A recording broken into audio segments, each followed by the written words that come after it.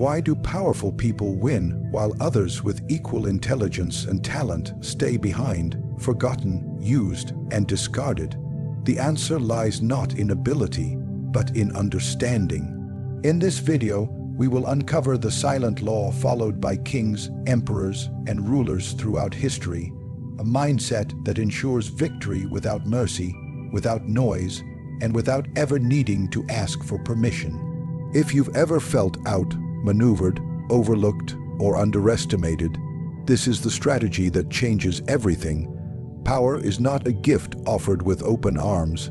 It is a force seized by the one who dares to reach beyond the limits imposed by society, morality, and fear.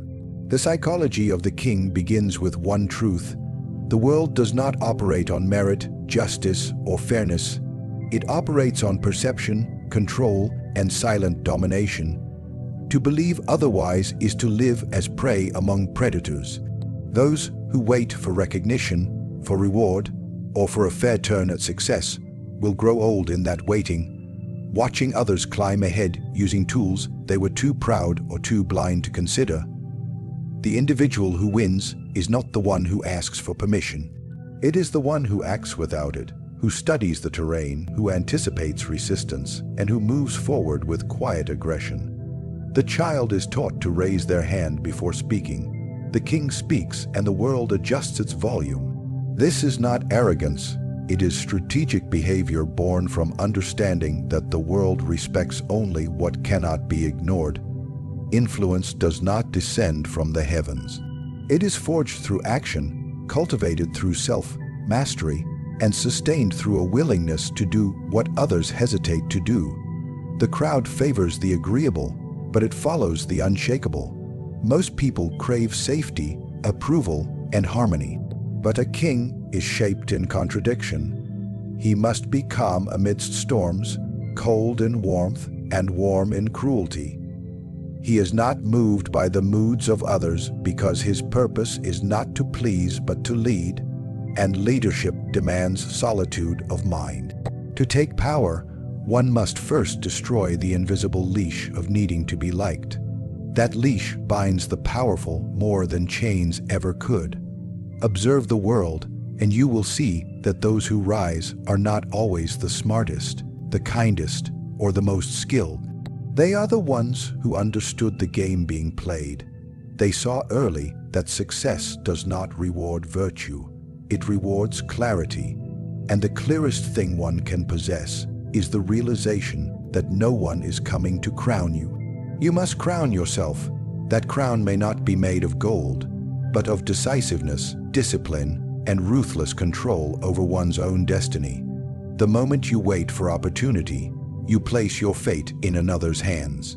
But when you create opportunity, when you move before you are told, when you act before the stage is set, you shape the outcome itself. Those who win do not rely on being chosen. They remove the chooser altogether. They operate as if the position is already theirs. This is not delusion, it is psychological dominance. If you behave like a leader long enough, those around you begin to behave like followers. The mind accepts what is repeated with confidence. A ruler does not simply desire power, he accepts the cost of it. He accepts isolation, misunderstanding, envy, betrayal. He knows that the higher the climb, the fewer the companions, but that is the nature of the throne. It is not surrounded by company, it is surrounded by distance.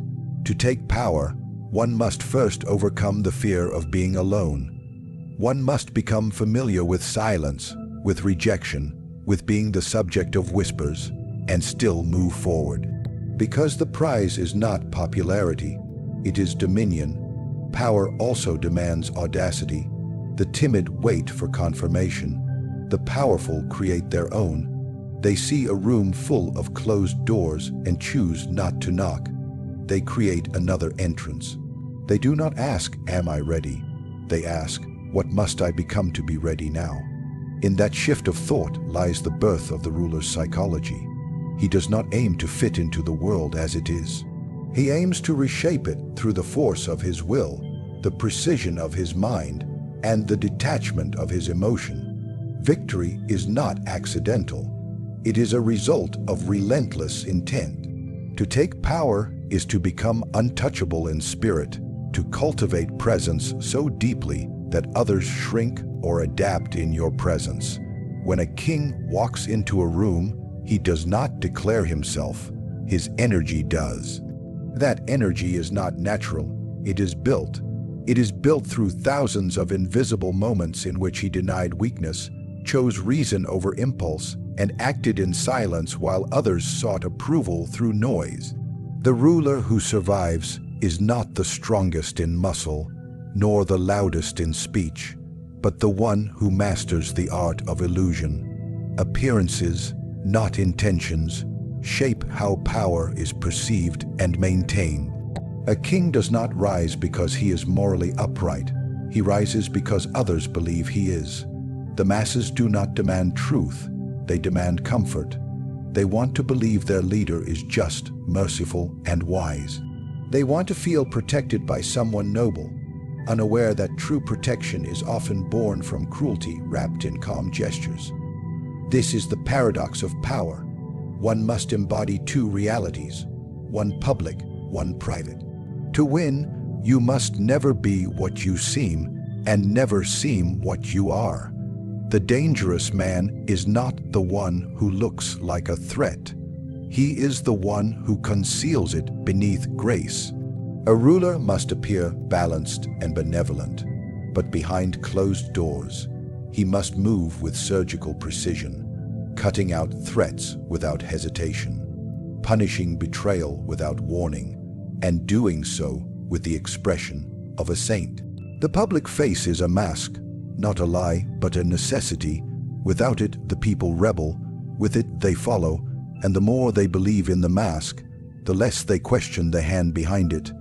If the king appears harsh, the people fear him but plot behind his back. If he appears weak, they laugh and begin to test his limits. But if he appears kind, righteous, and controlled, while secretly eliminating enemies and rewarding loyalty with quiet power, then he becomes untouchable. Fear must exist, but never be shouted. It must whisper in the hallways, hidden in the silences, in the uncertainty of who will fall next. The wise king allows others to think he forgives, even as he calculates their replacement. Forgiveness is never total. Mercy is never final. It is given only when useful. To rule, one must use emotion as a mirror, not as a weapon. Show compassion when it grants you influence. Show pain when it manipulates sympathy. Cry not from truth, but from control. The people do not see through these gestures. They interpret them as humanity. But true power lies in controlling perception while keeping the core of your strategy hidden. The more you are loved, the more your strength must be concealed. The more you are hated, the more your calm must be displayed. Never let the masses see the iron hand beneath the velvet glove until it is too late to stop you. The ruler who exposes his true nature becomes a target. The one who hides behind virtue becomes a myth. Myths live longer than kings. To become a myth, your image must be crafted with discipline. Show restraint in public, never overreact, never show vengeance openly, and always smile when removing those who doubt you. The illusion of patience can become your greatest weapon. Let your enemies believe you've forgotten. Let them believe you've softened. Time will make their guard fall. That's when a single move can erase them completely. A king must remember that the court is filled with actors. Loyalty is rare and always temporary. Those who smile at your victories may quietly sharpen their knives. That is why justice must be swift but invisible. Punish once, punish completely, but let it appear as justice, not revenge. Use the law when you can. If the law fails, use the shadows. Make your enemies disappear without spectacle. Let the silence that follows speak louder than the act itself. Those who serve must believe in your fairness, even when you are exacting cruel control. Because belief binds them stronger than chains, It is not truth that creates stability. It is perception of truth. Once that is lost, chaos follows. A ruler must constantly cultivate his image as wise and just, even as he engineers his dominance from the shadows.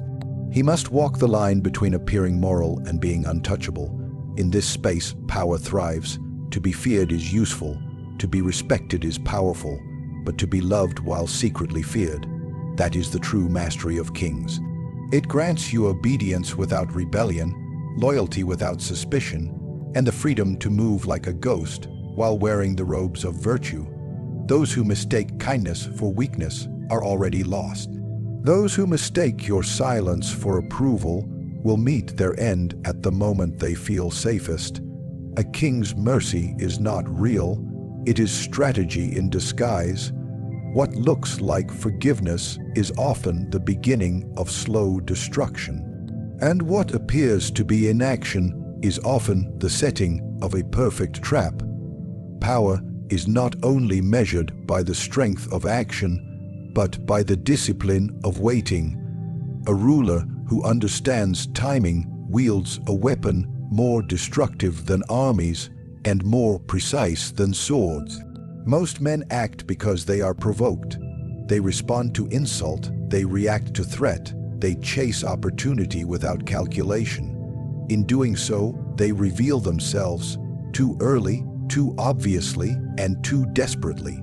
But a king watches, he waits, he allows others to move first, expose their desires, show their flaws, and bleed in their impatience.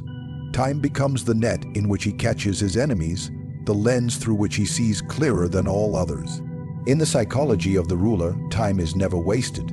It is used. Every delay is deliberate. Every silence is measured. Every hesitation is a disguise for preparation. While others scramble to make an impression, to be seen, to be heard, the king remains quiet, absorbing the chaos and storing information. He does not need to announce his plan. His presence alone creates uncertainty. The longer he waits, the more others question their own moves. Doubt spreads. And when they finally act in haste, convinced of their moment, he strikes with accuracy born from patience.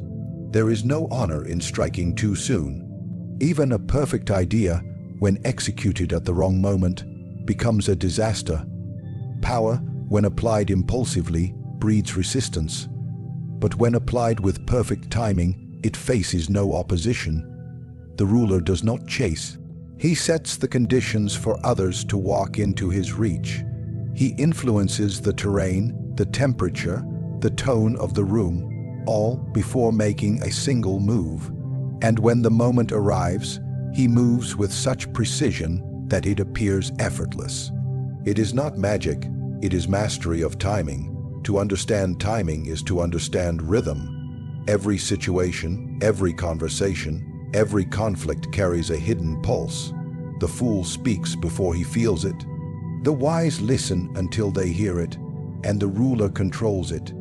He accelerates when others are too slow and slows down when others are rushing. He disrupts their rhythm while guarding his own. Timing allows him to shape perception. A pause can create fear. A delay can create respect. A refusal to respond can create obsession. Power often flows not from action, but from the delay of action. A king knows that restraint is not weakness. It is dominance in its most controlled form. The world is filled with men who cannot sit still, who cannot endure uncertainty, who must speak to feel important. But the ruler draws his strength from silence. When accused, he does not rush to defend. When praised, he does not rush to thank. He allows time to reveal who is loyal and who is opportunistic. He uses absence as a test and reaction as a signal. Those who reveal too much, too quickly, become tools. Those who reveal nothing become threats. A wise ruler ensures he is never placed in the first category. Opportunities, contrary to popular belief, do not come from luck. They come from being still while others move recklessly. The best moment to act is not when you are ready. It is when your enemy is distracted, when your rival feels safe, When your opponent believes he has won, the perfect blow is not the loudest one. It is the one that cannot be responded to. It ends the game before the other player realizes they've lost. But to strike with such impact requires waiting through discomfort, through temptation, and through the mockery of those who mistake your silence for fear. Timing also governs punishment. If you strike too soon after betrayal, it appears emotional. If you wait too long, it appears weak. But if you strike at the moment your enemy believes he is forgiven, it becomes unforgettable. The mind remembers what disrupts its illusion. It remembers betrayal during peace, not during conflict. A ruler punishes with elegance, not out of anger, but out of necessity, and always at the most psychologically devastating moment. In this way, time does not merely serve as a strategy. It becomes the very foundation of control. The essence of power is not speed. It is control over speed. Those who win do not always move faster. They move smarter. They study, they listen, and they allow others to break themselves against the clock. While others rush forward like fire, the ruler moves like water, slow, patient, inevitable. He floods the cracks, surrounds his obstacles, and waits until even stone begins to bend. That is the authority of timing, not to force outcomes, but to make them impossible to avoid. True power does not lie in competing openly. It lies in never needing to compete at all.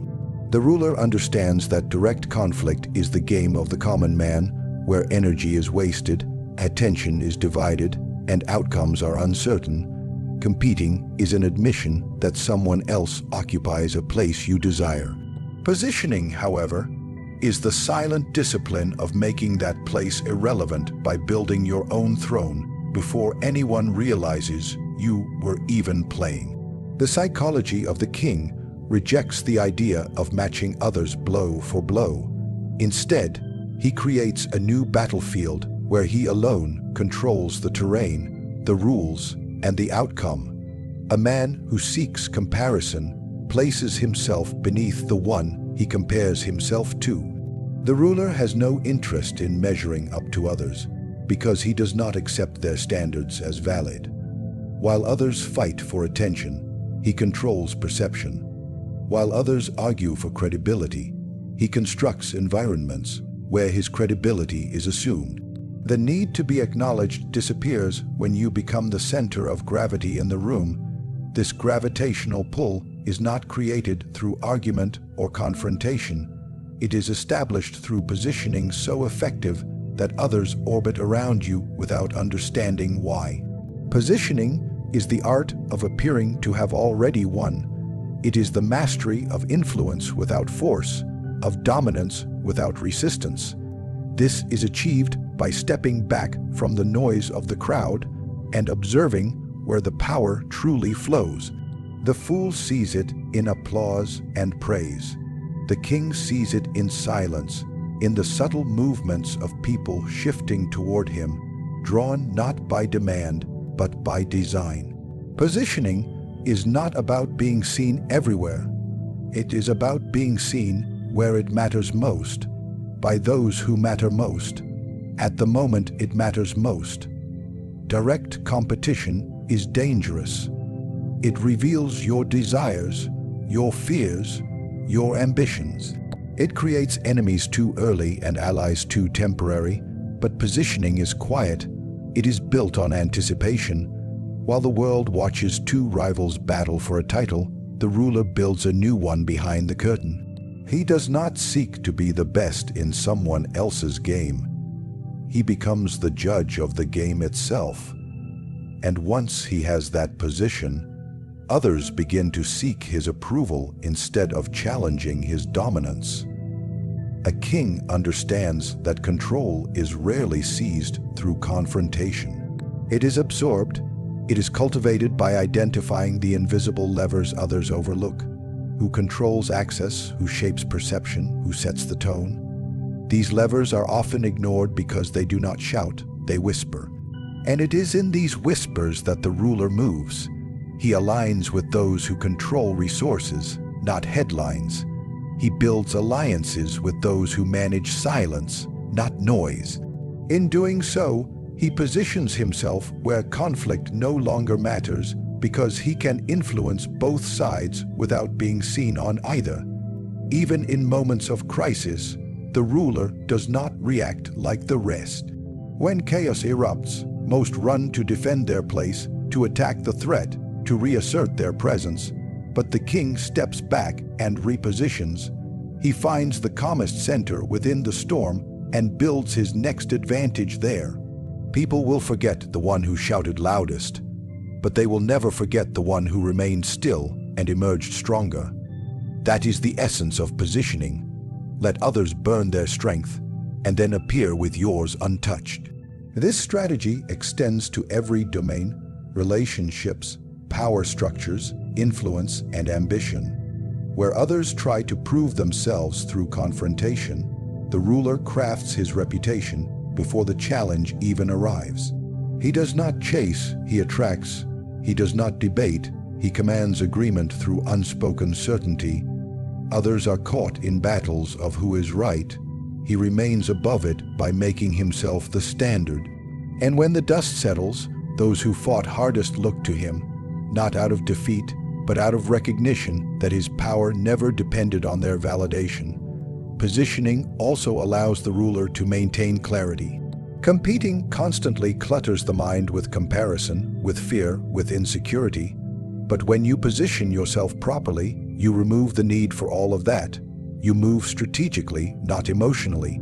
You place yourself in environments where your presence speaks before your words do. You invest in perception, in leverage, in timing, in placement. And in doing so, you eliminate the need to argue because your mere existence in the right position renders opposition irrelevant. The king plays a longer game than those beneath him. He is never fighting for a moment. He is shaping the environment that will make all future battles unnecessary. He plants roots while others throw punches.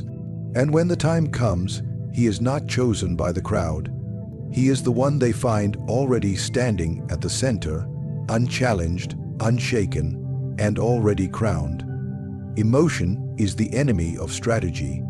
It blinds the mind, poisons judgment, and enslaves the will to temporary feelings that pass like storms. The ruler knows that while emotion is a necessary tool in the manipulation of others, it is a dangerous toxin when left unchecked within himself. Where the common man reacts, the king calculates. Where others are driven by anger, jealousy, love, or pride, the ruler remains fixed on the outcome. He does not ask how he feels. He asks what the result must be and what price he is willing to pay for it. Attachment to emotion makes a man fragile. When he is driven by the need to be liked, he softens his edge. When he is insulted, he reacts instead of observing.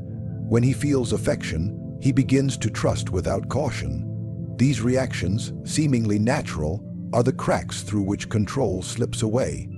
A ruler must remain unmoved by praise and unshaken by attack. He must learn to view emotion the way an architect views wind, as something to account for, but never to rely on. Emotion is noise. Outcome is signal.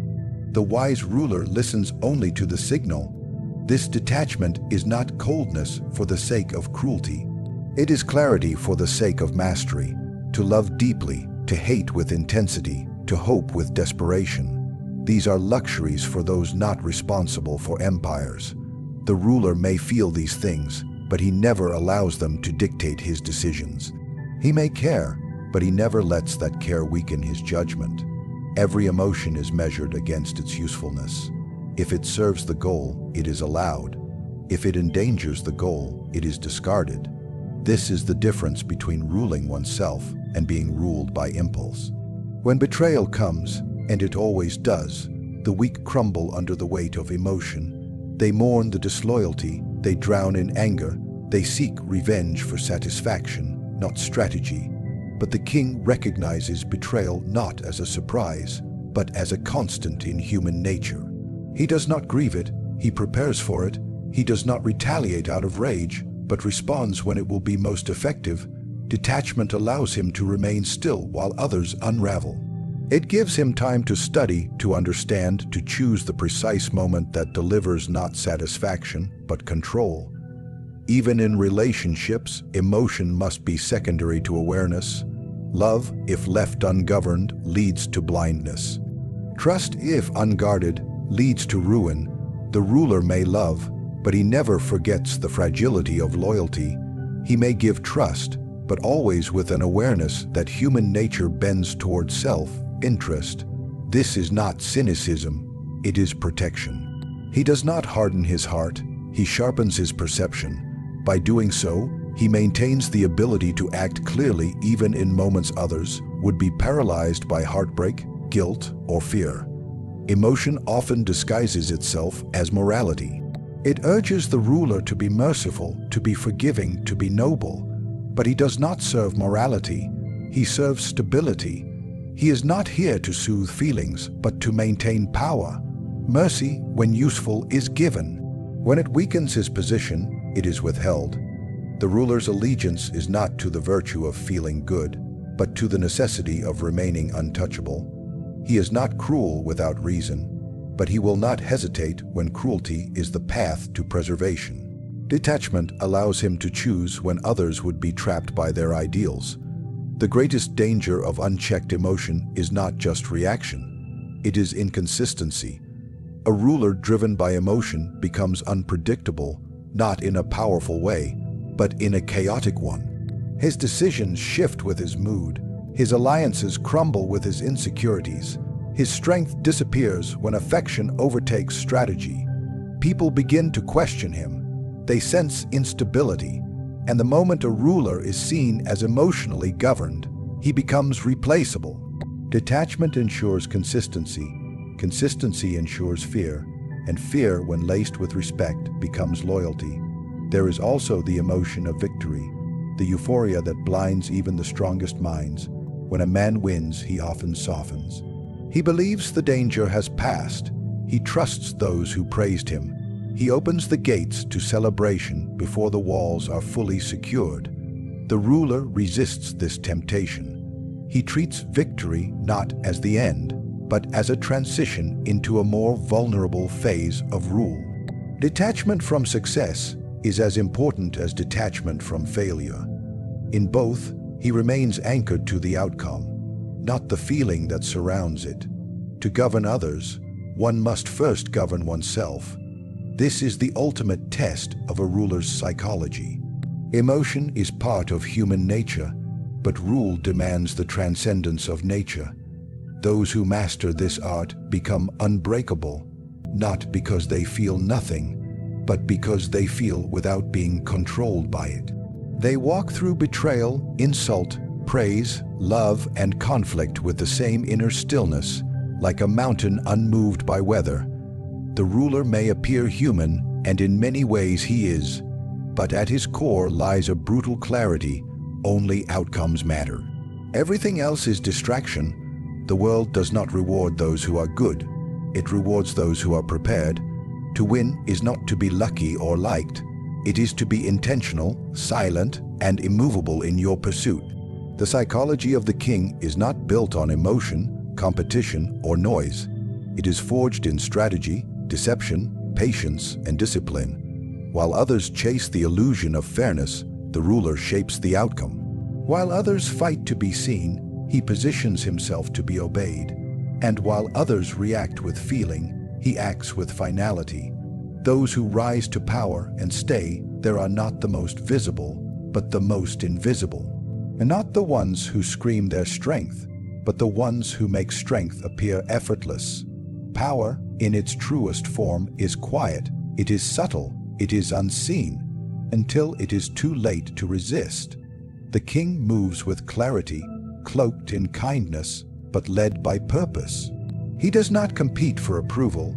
He creates a world where his presence is already the answer. If you want to win, not once, but always, you must become more than talented, more than clever, more than admired. You must become untouchable in spirit, invisible in strategy, and undeniable in execution. That is the psychology of the king, and once you understand it, you'll no longer ask how to win. you'll simply begin to move like someone who already has.